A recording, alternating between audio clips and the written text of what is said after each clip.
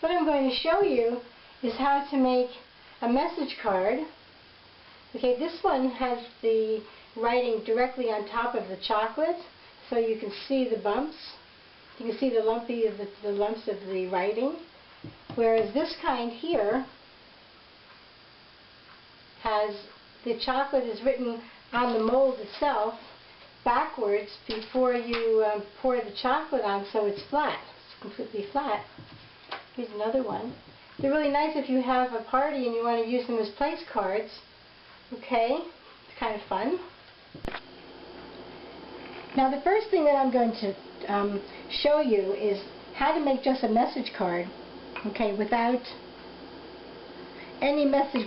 You're going to make the message card blank, and then like this one, and you're going to write on it later. All you need to do is put some chocolate, try to go to the corners, but you don't need too much. Okay, because you don't want it to overflow. Alright, so you can give it a tap down just so you get it in all the corners. So the less you have in there, the better. You won't have to worry about pulling any out. Give it a little tap so the air comes out, and then you're just going to let that stay still. Alright, and now the other ones, now later on I'll be writing, that way the writing will be bumpy. But if you don't want the writing to be bumpy, then you have to write inside the card. Alright, so I'm just going to start writing. I don't know if you'll be able to see it because it's white. I'm just going to write Margie. Okay.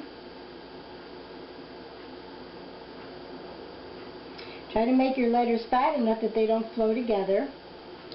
Okay, now this would be really nice because if you're having a party, you can put these little message cards on their table, on the table where they're going to sit. So we'll write Margie, and I'll put Grant, my son's name.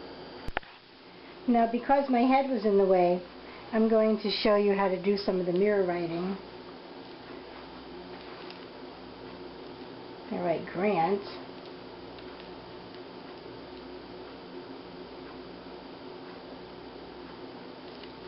Then you just kind of want to go slow. Do Margie.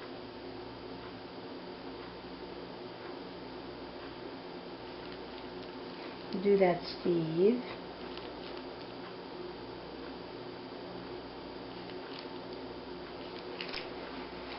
And you don't have to always, you know, and the little things, you can always just make like a heart or something. It'll still be pretty because it will be flat. And you can do Marjorie's, Candy's,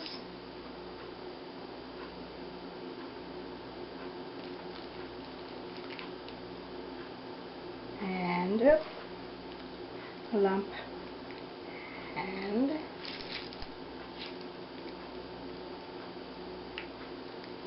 cookies. Oops, I'm getting lumps.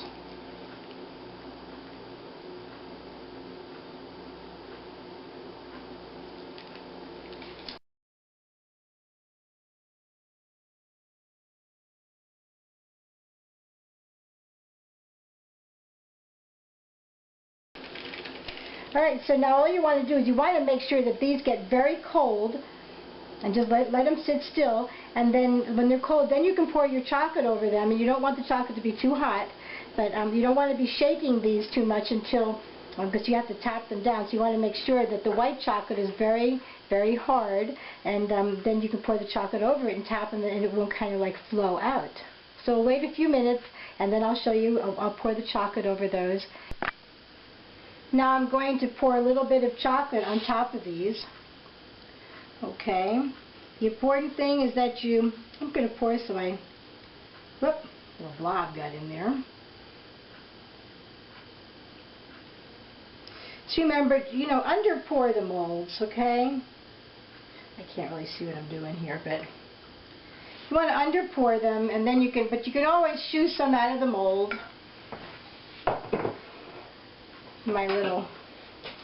So first give it a tap, okay, and then go back and forth over the mold just to bring it into the corners.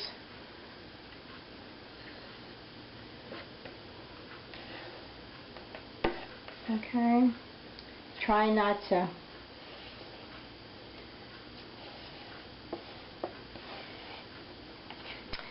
couldn't really see what I was pouring because I could have poured a little less. It would have made it a little bit easier. What I'm going to do is bring the little bowl back, and you don't want too much chocolate on top of your, see, I'm just going right over. This is an offset spatula.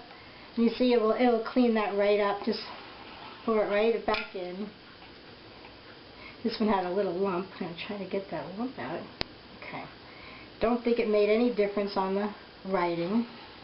We'll find that out later. Okay, so see how nice and clean that is? Alright, and give it another little tap. I'm going to set that in the fridge. And I'm going to go out and run an errand, and I'll be back in about a half hour or so. I don't want to rush these things if I sit and wait for them.